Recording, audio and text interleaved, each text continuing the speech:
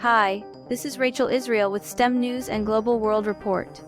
We have breaking news that will have a huge impact on the global scene in the very near future. Let's take a look at what's going on around the world.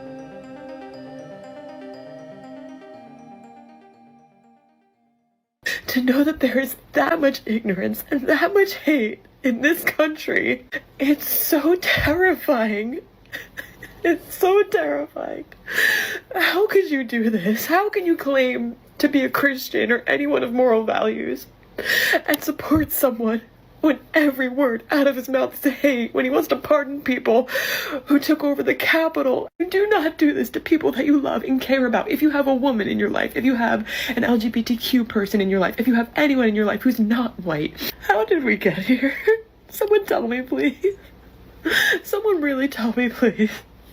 Because the only way I see it is that, either he cheated and that was his secret, or this country is built on so much hate, and we might never get out of this. If you voted for him, you are dead to me. Go ahead and block me. I don't give a shit. I really don't. Me and my family are leaving. Just talked to my mom about it. We're leaving. We're seeking an asylum somewhere else. But I just want to say this.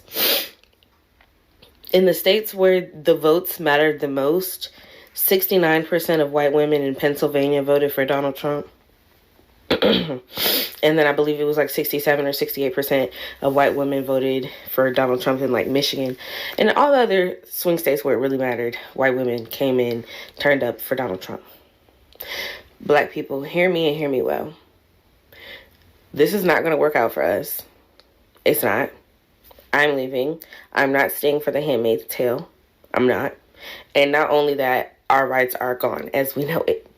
So Donald Trump literally said he wanted to take it back to a time specifically where black people's votes didn't matter. Not that my content reaches a lot of men because I have an IQ of 130, but I want the men in this country to know that half the female population, we're dry. We're probably going to stay dry. I'm dry as a desert, baby, and I don't want it to change. Yeah, we're not going to like you anymore. You understand that? It doesn't matter if you take away abortion. We'll want to have your babies even less, right?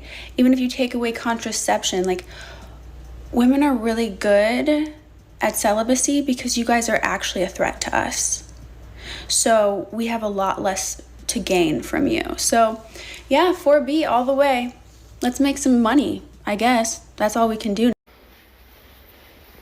Oh, well, Kamala, she should have helped me with my child support.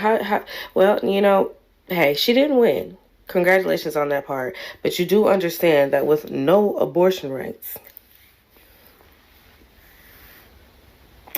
you about to be the pappy. So, you know what? If this is what y'all wanted, I'm happy for you, America. I'm happy that y'all got the results that y'all wanted since he won the way that he won. I'm happy y'all got what y'all wanted, but I am leaving. You know what they say, if you don't like it, you can leave. And baby, you ain't got to worry about me. You ain't got to worry about me. But you do understand that with no abortion rights, you about to be the pappy. Welcome to our channel. Please like, subscribe, and hit the notification bell. And most of all, enjoy the show. A bit dramatic, don't you think? It was just an election. We go through this every 4 years. Maybe there's a benefit to the outcome. Let's take a deeper look. Two sides to every story. This is not about no reproductive rights. This is about whole activity rights. Y'all can be mad with me if you want to, but it's the truth. For the old women that have had that type of lifestyle already, I'm not talking to y'all. These are also the same women that get on the internet and be crying about how when they 60 years old pushing how they need a man and how they want a man.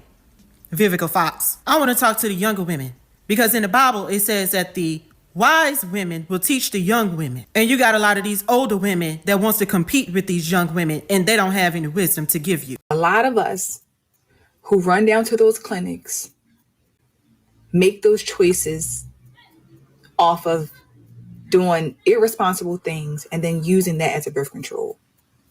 This doesn't have to be the end of the world for us as women.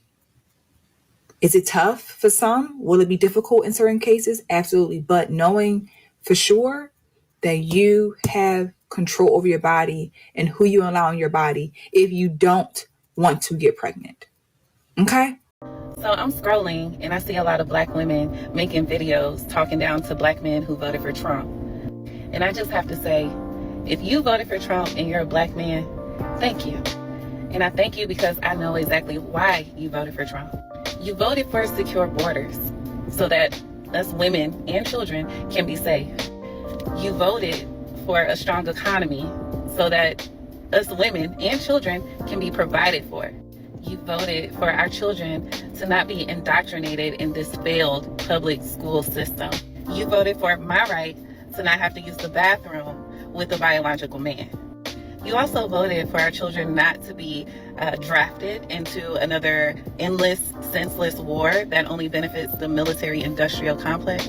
And also, you voted for the protection of our freedom of speech.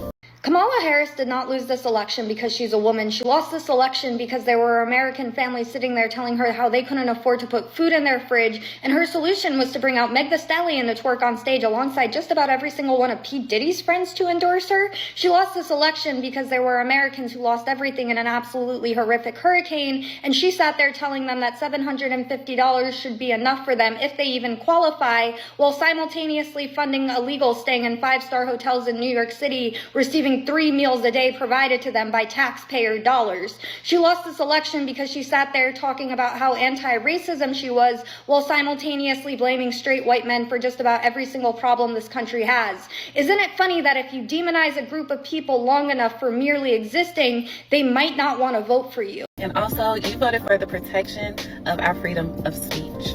The same freedom of speech that these evil, nasty, disgusting women are using to wish death upon you. So as a Black woman, I just want to say thank you for voting for Trump. I truly appreciate you, and I'm going to speak life into you. I pray that God continues to protect you and guide you. I pray that He gives you the success that you deserve. I pray that He gives you the strength to lead your family and your communities. And for anyone who wants to say in the comments that I'm a pick-me, baby, I'm already chosen. So what about you? Now, all of these women that she has put in front of you for her campaign all have relationship issues, issues with their reputation, issues with their some alleged activities, P. Diddy, to go on. These are no women to be listening to or looking up to at all. They all have had to do some strange things for some change in order to make it. Harlotry is something that never ends well. She lost this election because she sat there talking about how anti-racism she was, while simultaneously blaming straight white men for just about every single problem this country has. Isn't it funny that if you demonize a group of people long enough for merely existing, they might not want to vote for you? American politics has changed forever. You will no longer be able to sit there and bully Americans into voting for you. It won't work. Unfortunately, our politicians on both sides seem to forget that they are actually public servants. They answer to the public, not the other way around. And they need to get behind that. They need to understand that, and they need to change and reform their policies to fit what the public is saying, or they will get left in the dust, as Kamala learned the hard way. Yes, I saw on the boob tube the other day, Kerry and Hillary Clinton saying one of the biggest problems in America right now is that First Amendment. Wow. I mean, really? The First Amendment is the biggest problem to governance. Well, there's a reason that First Amendment's in there, and I think we want to hang on to that, lest other amendments fall by the wayside also. Anyway, I'm not going to belabor this. This could have easily been titled "The Elephant in the Room." I mean, we're missing the point to a lot of stuff. Yeah, my body, my choice, but the choice should have been early in the game, before a third party was introduced, meaning that child, that unborn child. So anyway, on that note, I think I'm going to turn this over to Rachel Israel. Rachel? Well, that's the news for tonight. Thank you so much for continually supporting our content. If you did enjoy this video, hit the thumbs up button, subscribe and turn on the notification bell, and share this with your friends and family. I'm sure they would find it interesting as well. We're very excited to continue this journey with you. We thank you all for bringing certain stories to our attention, and for continually keeping us updated with certain events around the world.